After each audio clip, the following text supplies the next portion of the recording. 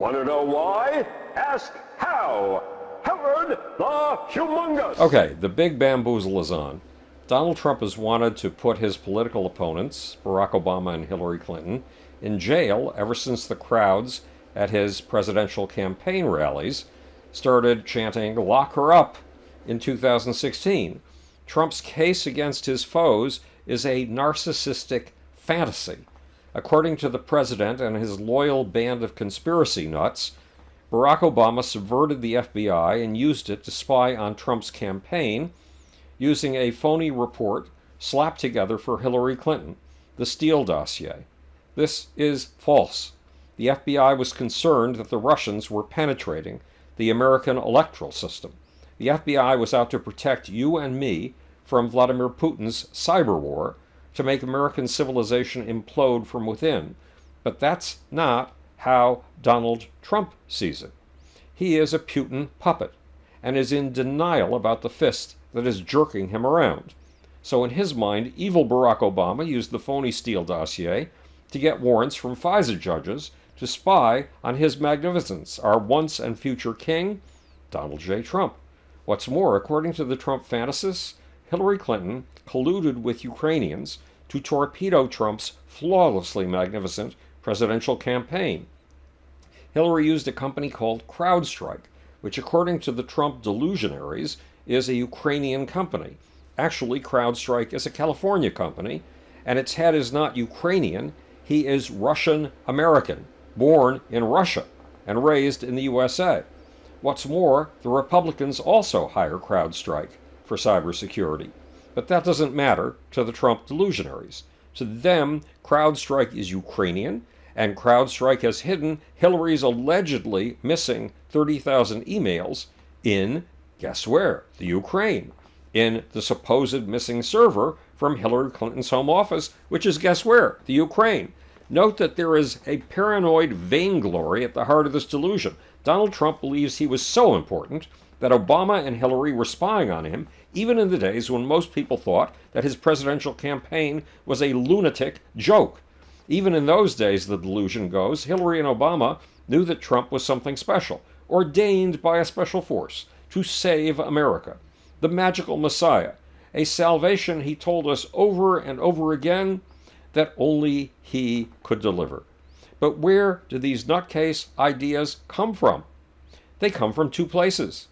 From the conspiracy squad and from the people who feed that conspiracy squad, the Russians.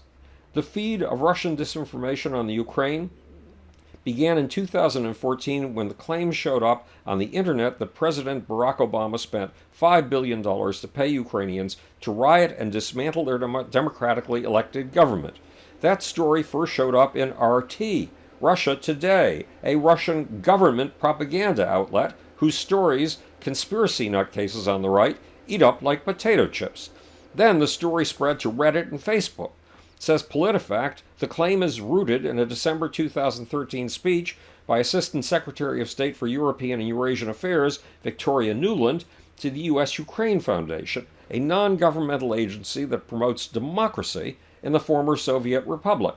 Nuland told her listeners that the U.S. had spent $6 billion since 1991 to support democracy in the Ukraine. That's $261 million a year. Money spent under Bill Clinton, George Bush, and Barack Obama. In other words, money spent by both Republicans and Democrats. Yes, Republicans.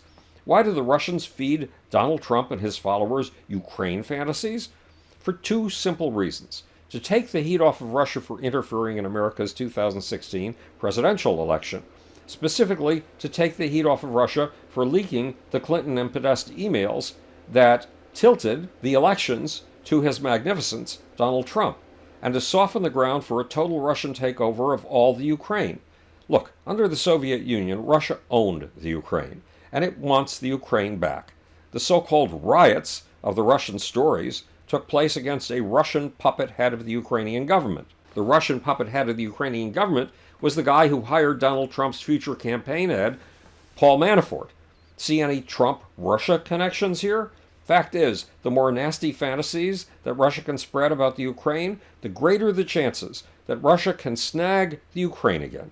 After all, Putin has already seized the Ukrainian territory of Crimea, and Putin invaded the mainland of the Ukraine 5 years ago, seized its Donbass region, and is responsible for active fighting around a 250-mile trench that the Ukrainian military has dug to protect what remains of its country. The Russian invasion has killed 10,000 people so far.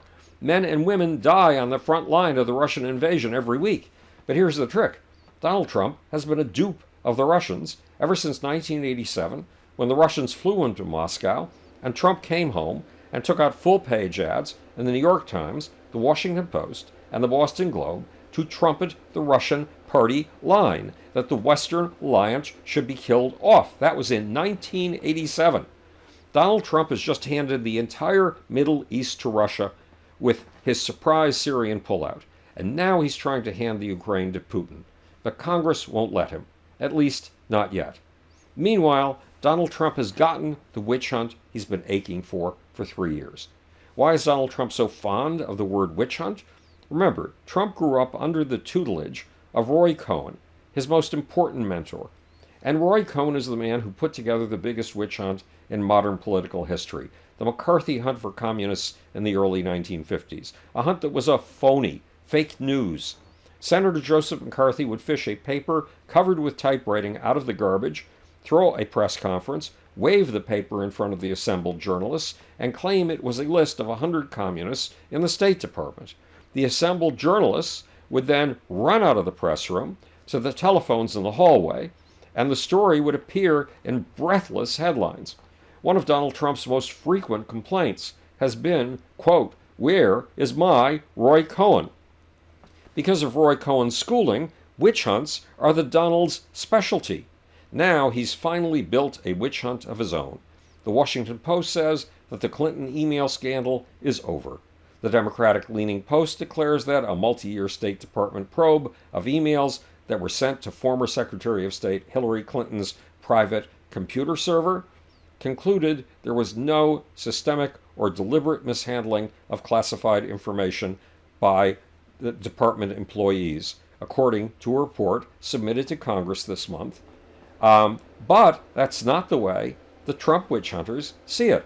According to them, the report from Mike Pompeo's State Department claims to have reviewed 30,000 of Hillary Clinton's emails and claims that the review uncovered the fact that 38 individuals associated with Hillary have committed 91 violations. But the real witch hunt is not in Mike Pompeo's State Department. It's happening in William Barr's Justice Department. Remember, William Barr applied for the job of Attorney General with a 19-page memo he was hoping to get to Trump. In that memo, Barr said that a president was above the law. A president could do anything he wanted, and because he was president, it was legitimate. Barr also said that the Mueller investigation of Russian interference in the 2016 election was bogus, and he implied that if he were Attorney General, he would deliver the witch hunt of Donald Trump's dreams. Now that witch hunt is gaining momentum. Roughly 6 months ago, Attorney General William Barr appointed John Durham, the U.S. Attorney in Connecticut, to lead an inquiry into the origins of Special Counsel Robert Mueller's probe into Russian interference in the 2016 election. And this week, that probe has been given the powers to shift from an administrative investigation to a criminal investigation, which means that Trump and his henchman, William Barr, are one step closer to making a reality out of one of Donald Trump's favorite chants: lock her up. This is Howard the Humongous speaking to you from the future. It's your job and my job to make, or if I can get rid of this frog in my throat, want to know why? Ask how. And now for the sneaky, sibilant, frog-infested little off button. I think I've got it.